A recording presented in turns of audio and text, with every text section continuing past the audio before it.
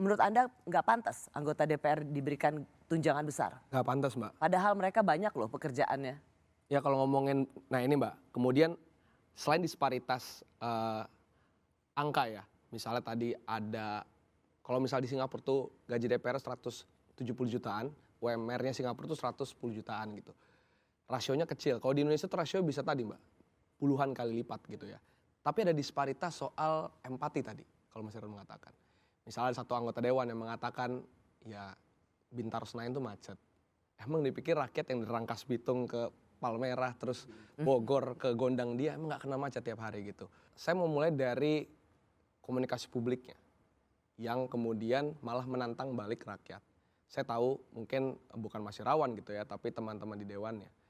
Kalimat-kalimat seperti mengatakan, maaf ya Mbak, kemudian mengatakan kami ini artis bukan DPR.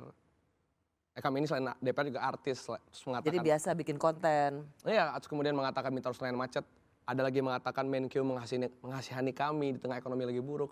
Ini statement-statement yang saya rasa nggak perlu. Di tengah himpitan ekonomi saat ini, anak-anak muda, milenial yang nggak bisa punya rumah karena mahal, tapi kemudian anggota DPR dengan gampangnya dapat tunjangan rumah, betul nggak dikasih rumah saat ini. Rasa tidak rela publik anggota DPR dapat tunjangan tinggi itu nyata adanya. Pembuatan undang-undang yang justru dianggap mewakili aspirasi publik itu tidak dikerjakan. Sementara undang-undang yang hanya ingin memenuhi kebutuhan oligarki, itu yang disebutkan dalam banyak percakapan, itu justru bisa diselesaikan dengan cepat dan bahkan dianggap diam-diam. Sebenarnya yang disampaikan terkait dengan berbagai rancangan undang-undang tersebut, itu dikerjakan oleh DPR.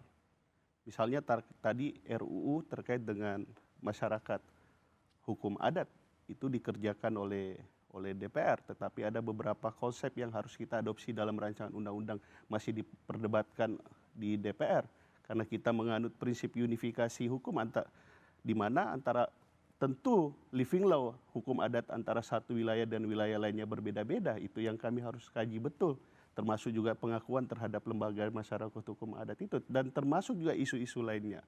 Yang kedua misalnya RUU mengenai perlindungan pekerja rumah tangga.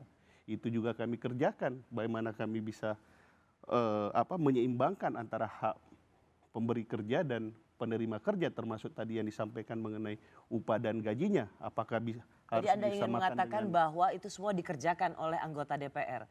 Faktanya memang dikerjakan. Karena rancangan undang-undang tersebut itu masuk dalam prolegnas utama dan pada saat ini, dan saya udah 10 bulan di DPR. Malah saya jadi capek sendiri rapatnya tuh.